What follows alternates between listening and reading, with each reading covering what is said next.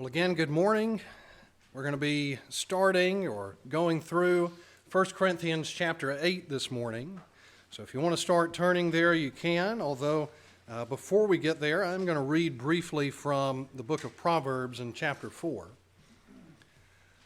Again, we want to welcome everyone out this morning. We have so been enjoying our time here with you. It's just been a wonderful weekend. Looking forward to spending the rest of the day with you again. It is truly a grace to get to be with God's people, and you are encouraging me, and I hope that I am encouraging you.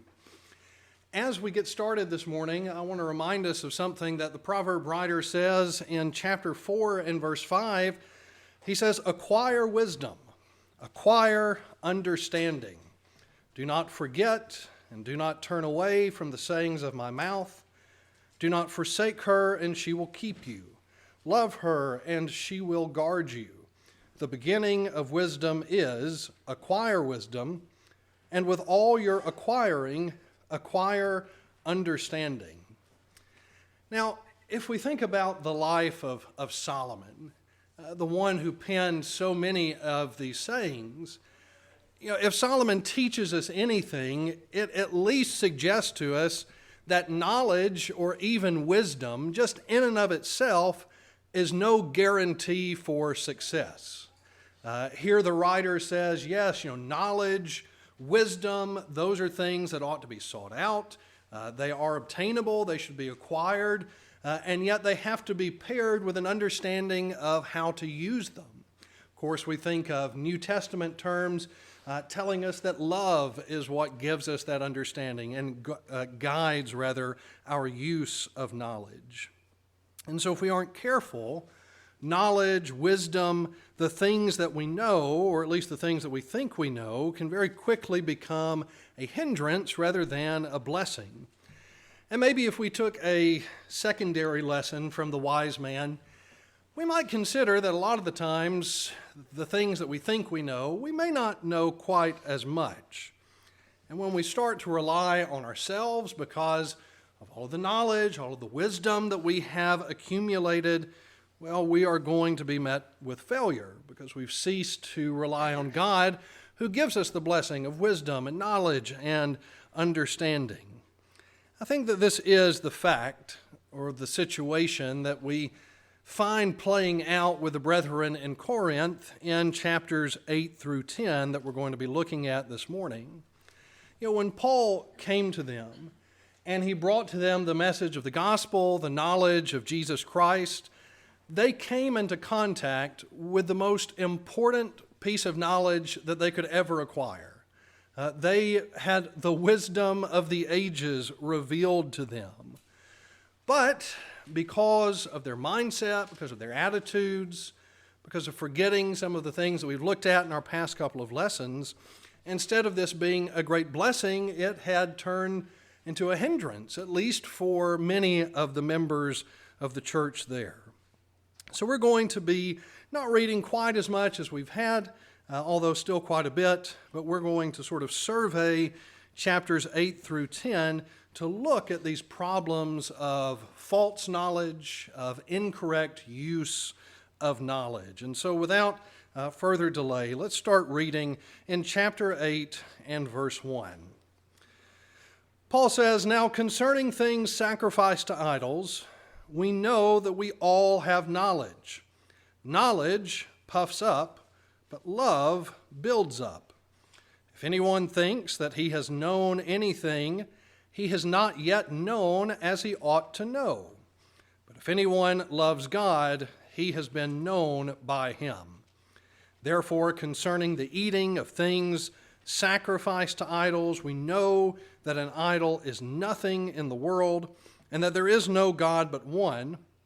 For even if there are so-called gods, whether in heaven or on earth, as indeed there are many gods and many lords, yet for us there is one God, the Father, from whom are all things, and we exist for him, and one Lord, Jesus Christ, by whom are all things, and we exist through him." Let's pause there for a moment. And as we've been trying to do, I want us to take a moment to sort of see the issue behind the problem. There's something deeper going on here that's being addressed by the apostle.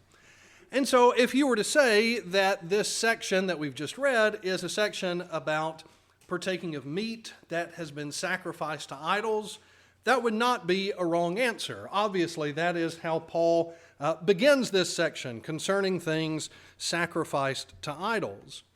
However, the core issue of what's taking place between these brethren is not just the act of eating meat or animal protein. It's the attitude that has precipitated this conflict. Now, I'm not trying to, be clever or cutesy, but in order to understand this section, we need to see that it is dealing with matters of love between brethren, of using consideration for each other, of seeing if the Spirit of Christ is dwelling in you, that those things are the real test of true knowledge. After all, what is knowledge? Or rather, what is its purpose? Is it not simply a means to an end? Knowledge is there to guide and direct our actions.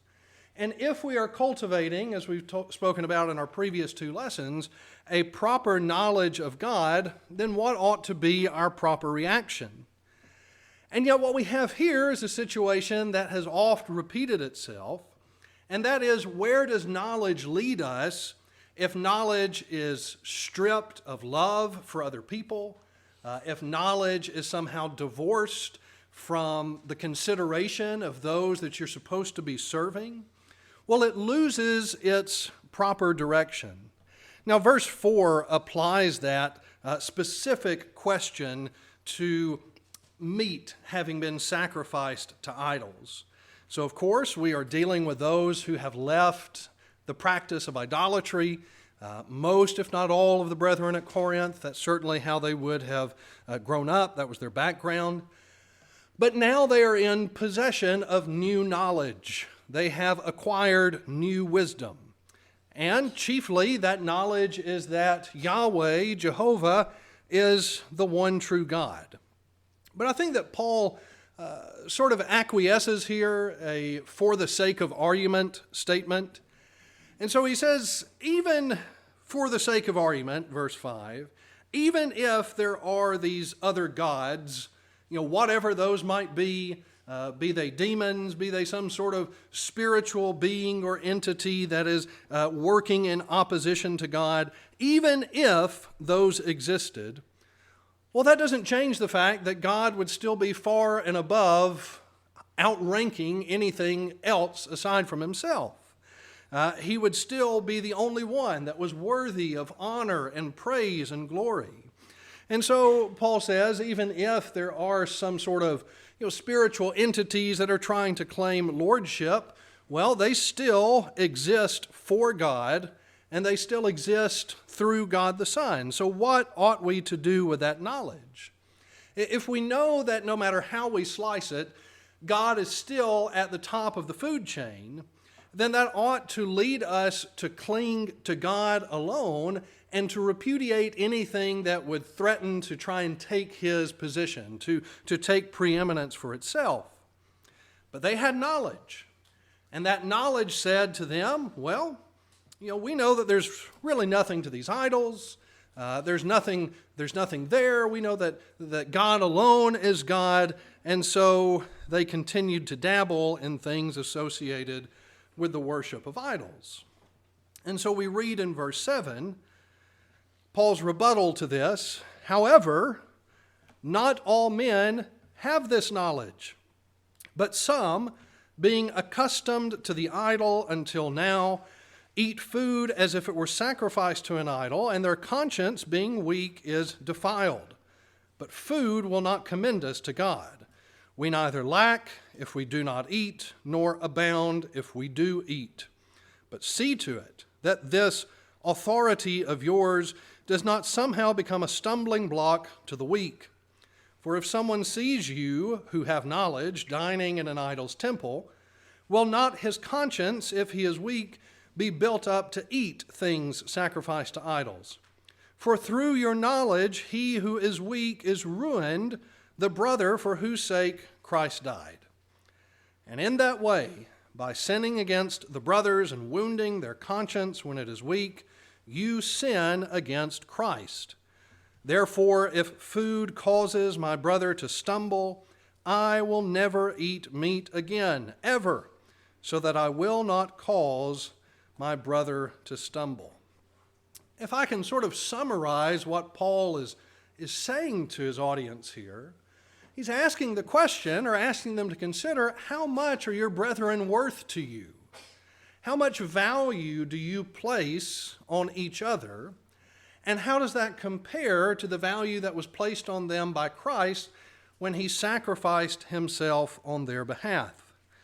And so you have other brethren, and they are worshiping only God, and yet, coming from their background, they are still mindful of the possibility of there being these other gods, these other spiritual beings, and the worship or participating in anything related to the worship of those idols severely impacted their conscience.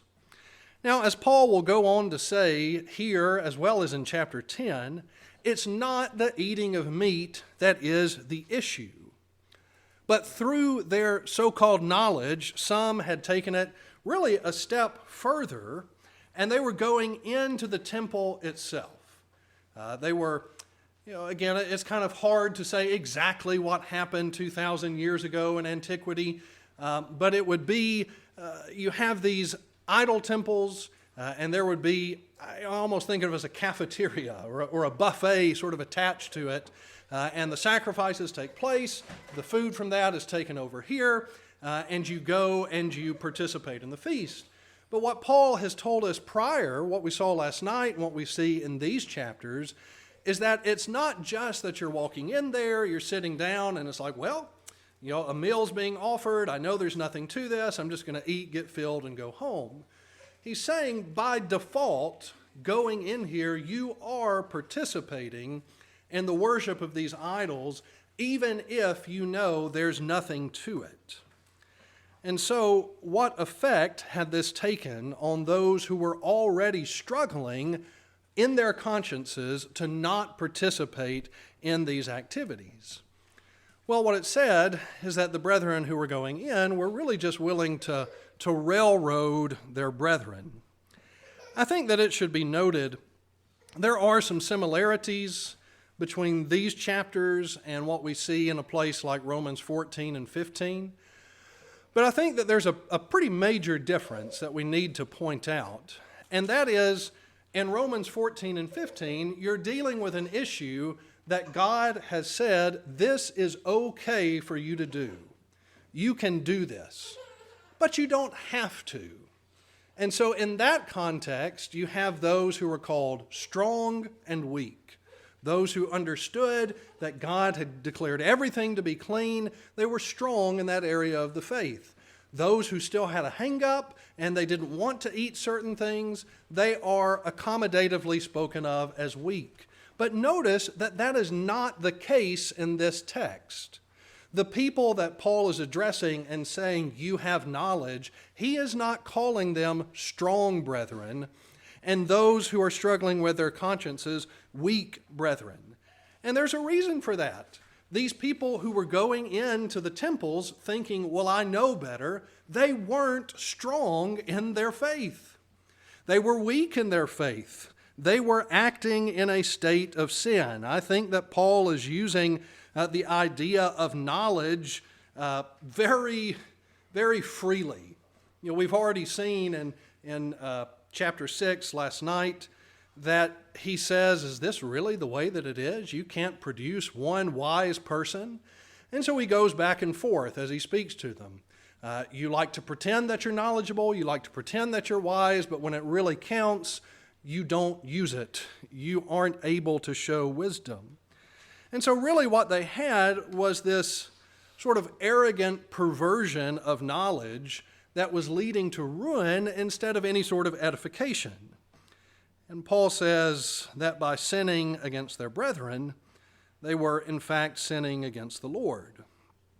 Now, as we think of how these things apply to us, when we think of anything, we generally think of ourselves first. And so any aspect, if it's, if we're talking about dinner, if we're talking about laundry, if we're talking about traffic, we start by default thinking of ourselves. Do I have clean clothes? Is there going to be enough for me to eat? Am I going to make it to work on time? I think you see what I'm saying. And so, at least in terms of fulfillment.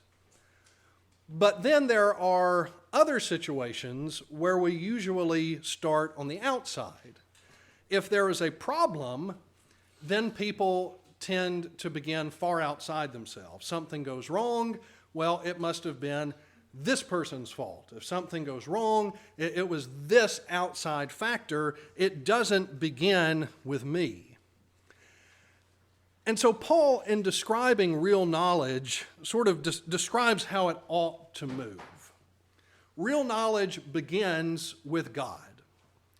Who is God? What does it mean for God to be God? What has God done for me? What has God done for others?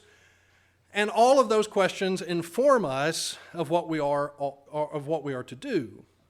Then knowledge moves to God's people, or to those who are yet to be God's people but need us. How do I serve others? How do I bring others into the kingdom of Christ? And so last on that list, unless it pertains to some change that I need to make so that I can accurately serve God or other people, that's when I think about me. And knowledge that either excludes knowledge of God or excludes others or somehow rearranges that so that I come first, that is not real knowledge. It is so easy to be dismissive of others. To imagine that we don't owe them any consideration at all, that if we do owe them consideration, it is a very minimal amount. And I think about Paul describing them here. How often do we see this today of people who know in their minds, I know better.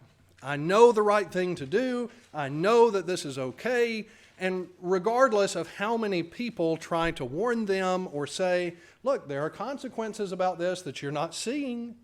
There are implications in what you're doing or what you're wanting to teach, and you may not can see it, but this is where this leads. But because they have so-called knowledge, I don't have to listen to you. I'm going to go right on into the temple of that idol, and I'll be just fine. Well, Paul sort of offers up himself as an alternative of showing them a better way. We're going to read in chapter 9.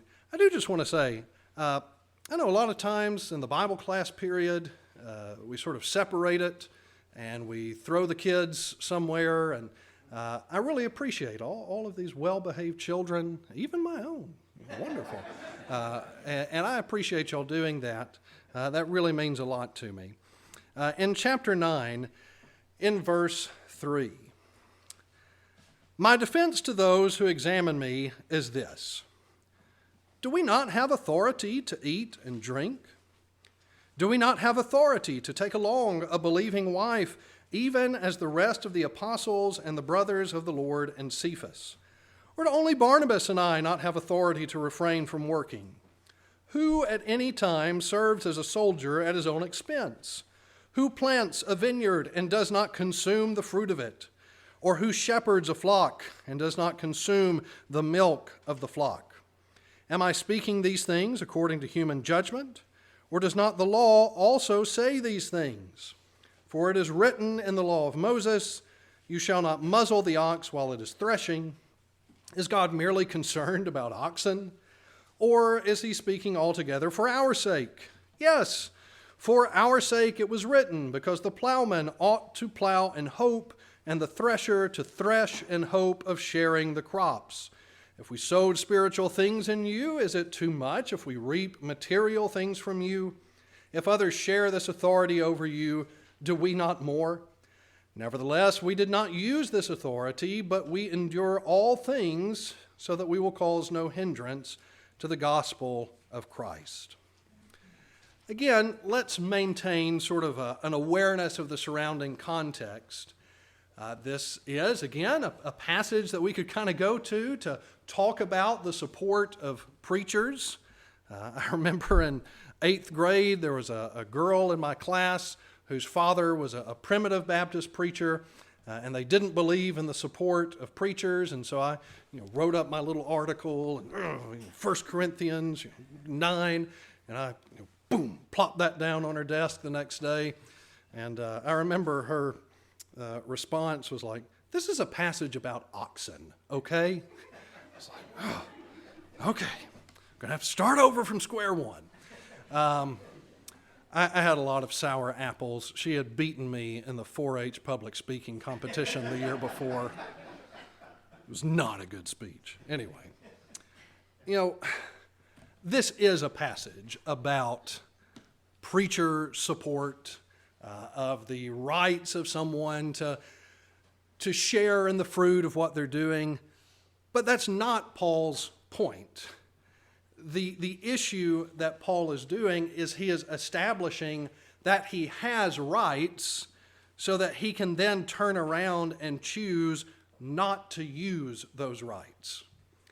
And again, there are some strong parallels to what we see in other passages like Romans 14 and 15. And I was having a conversation with some folks the other night about Romans 15, and we just sort of observed that a lot of times when people are arguing for we need to have more freedom, we need to be very careful about judgments and opinions, the scale always tips for we want to be able to do more things. It's not let's understand that we have to make judgment calls so that we can be on the safe side. It's I want to be able to do more. And that's how we usually argue for our rights. I want to show you that I have the right to do this. I have the right to do this. You can't tell me I can't do this. And then we go ahead and we do those things, regardless of how it may affect other people. Paul is saying, look, I have the right for this. I have the right to take a believing wife. I have the right to support. But I am not going to use any of those things so that maybe you can learn a lesson. And in Corinth's specific situation, Paul had chosen to refrain from those things so that it would be very clear to everyone that what he did was out of love and out of sincerity and not because he had any ulterior motives. And so here you have these brethren. They are enlightened. They have knowledge. They know so much. And yet they were insisting on exercising their rights. They weren't concerned for others. They were blind to the damage that they were causing, or if they saw it, they didn't care. And here you have Paul, in contrast, who is fully entitled to all that he could have received, but he chose to let it go so that they might grow. If we dropped down a few verses, let's continue reading in verse 19. For though I am free from all, I have made myself a slave to all, so that I may win more. To the Jews I became as a Jew, so that I might win Jews. To those who are under the law, it is under the law, though not being myself under the law, so that I might win those who are under the law. To those who are without law, as without law, though not being without the law of God, but under the law of Christ, so that I might win those who are without the law. To the weak I became weak, that I might win the weak. I have become all things to all men, so that I may by all means save some. So how far are we willing to go for each other? What is our limit supposed to be in trying to bring others to the gospel? Well, Paul sets an example of a total giving of self. And what we see here is that Paul's willingness to make these sacrifices, it wasn't limited to just one area. You know, I'm trying to think of a food that I don't like anymore, but I don't know that I think of any foods that I don't like. Let's just pretend. I used to not like tripe, but you know what? You cook that stuff right. So let's say the thing was eating tripe offends people. All right, okay, I guess I won't eat tripe anymore. That's a big sacrifice for me. But what about everything else? It's not as though Paul is saying, I will not eat meat, and that is the sacrifice that I'll make, but if they ask me to do anything beyond that, well, here's the line, and I'm not going any further. And again, I think we have to say that at least some of us may struggle with that being our tendency. Look, I've already sacrificed this for you. I've already made this compromise for you. Do you really expect me to go further? Paul's giving of himself was physical, it was mental, it was emotional. And I want us to understand that as Paul speaks of the ability to adapt to others, he's not speaking as someone who's just a chameleon of personality, that there's no authenticity or sincerity, that he always just pretends to be just like you so that he's relatable. But rather, he is able to freely relinquish himself to others because his identity is so deeply planted in Christ that there's no struggle to maintain the rights of Paul at the expense of others. And so when your identity is based on Christ, well, then you don't have all of this struggle of, well, this is what I like to do, and this is what I want, and this is what I think, and I can't change that because that would be to change who I am. Well, if I am a Christian, if I am trying to be like Christ, then I can let go of anything that's not sinful. I can engage in anything that's not sinful. As long as it opens doors for the gospel, then that's a relatively small sacrifice. We'll just mention 22 through the end of the chapter. Verses 22 and 23 highlight the degree to which Paul gave of himself and the standard that he set. Again, verses 24 through 27, those have general applications about our endurance. But I would also apply it to the immediate context. This idea of disciplining ourselves, of running a race. Am I disciplining myself in such a way that I am equipped with the strength to benefit and serve other people? Am I training myself so that I'm not going to be disqualified by causing someone else to stumble? And if that's not the use, then what good is my discipline? Well, in the next chapter, he shows us how to put knowledge to the test. In chapter 10 and verse 1, he says, "For I do not want you to be unaware, brothers, that our fathers were all under the cloud, and all passed through the sea, and all were baptized into Moses in the cloud and in the sea, and all ate the same spiritual food, and all drank the same spiritual all drank the same spiritual drink, for they were drinking from a spiritual rock which followed them, and the rock was Christ. Nevertheless, with most of them God was not well pleased, for they were struck down in the wilderness. Now these things happened as examples for us, so that we would not crave evil things as they also craved. Do not be idolaters as some of them were, as it is written, the people sat down to eat and drink and stood up to play." I think one of the big things that we take from this is that knowledge does not equate with immunity. That just because we know better doesn't mean we're not going to err. And it looks at first glance that maybe in chapter 10, Paul has sort of changed his topic altogether. But we're really speaking of the same thing. Here's why he's looking at what happened to Israel in the wilderness. And there are two parts here. First, the advantage that Israel had, and the second is the result. Their advantage was they had the presence of God. They had God's provision in their midst. And even though they didn't fully understand it, they weren't fully aware of it, they had Christ in their presence as well. But although they were walking in the presence of God, what was the result? Was that a guarantee that they made it to the promised land? Well, obviously we know that it wasn't, that they still stumbled, that they submitted to idolatry, to sexual immorality. The parallels that are intended for chapter 8, just like the brethren at Corinth, Israel had a knowledge of God. They had seen him demonstrate his preeminence over all of the supposed gods of Egypt. They had been led out of Egypt by a mighty hand. They saw all of the wonders that he had worked. But what good did that knowledge do them when it was divorced from its proper use? How far did it get them?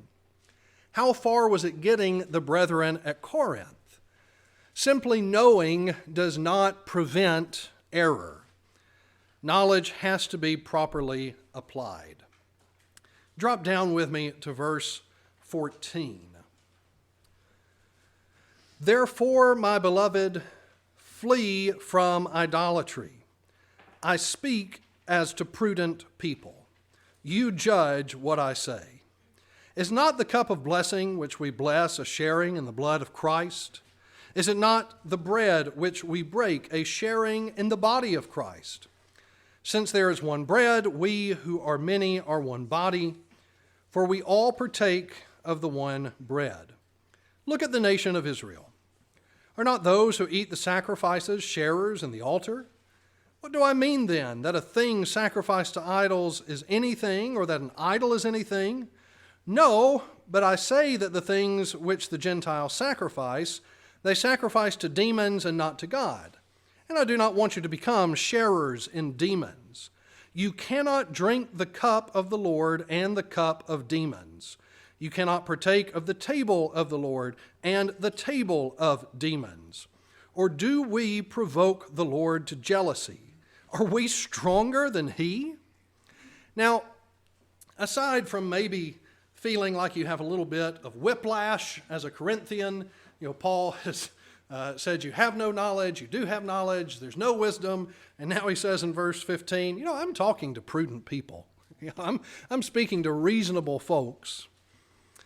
Aside from that, they may have felt like Paul was mixing his metaphors. You have drastically changed direction on us. This isn't the same thing at all. Well, Paul says, when you partake of the cup, what are you doing if you're not having a fellowship or a joining with Christ?